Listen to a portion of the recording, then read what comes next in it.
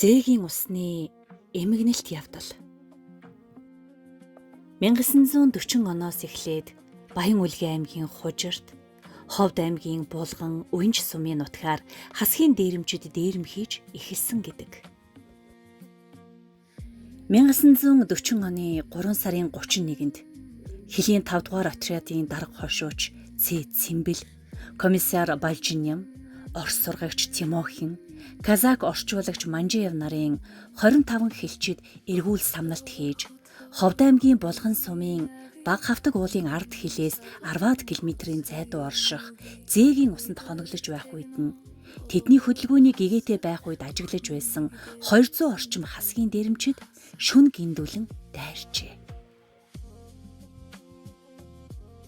Ингээд унтаж байсан цэргүүд бүгд сандралд орж, ихэнх нь газар дээрээ халагдаж, аим гарсан 6 хүн Зээгийн усны хэсэгхэн дэрсэнд орж нуугдаад байлдахыг оролдсон боловч хасгууд Зээгийн усны дэрсэнд гал тавиад гал дундаас 6 хүн хасгуудтай буудалцаж байсны дундаас казак орчуулагч Манжеев буудалцаж үлдээд отрядын дарга Цэмбэл морь унж зогтож гарч чадсан байдаг. Эцэс сүлд нь ганцаараа үлдсэн казак орчуулагч Манжеев 2 гараа өргөөд "Би мусульман шашинтай хүн байна.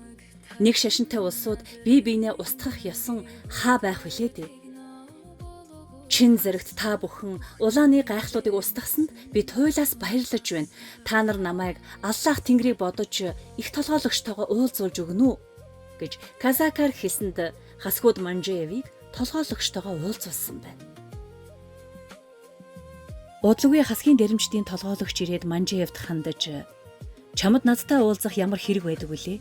гэхэд орчуулагч Манжеев "Надад ийм хэрэг байна" гэд ханцүй дотроо нууж байсан гар бууга гаргаж ирээд хасхийн толгойлогчийг нам буудаж хороосон гэдэг.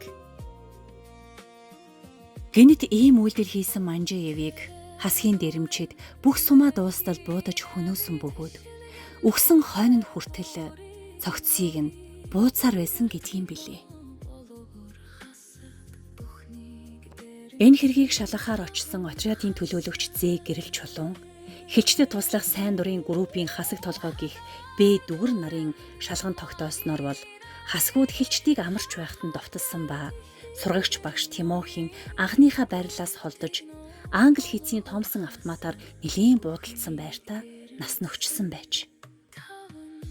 Харин морь унаад зүгтсэн отрядын дарга Цэд Цэмбэлд сонор сэрэмж хариуцлага алдаж бүх хүмүүсээ дайсанд устгуулсан гэж хуулийн дээд хэмжээг өгсөн байдаг.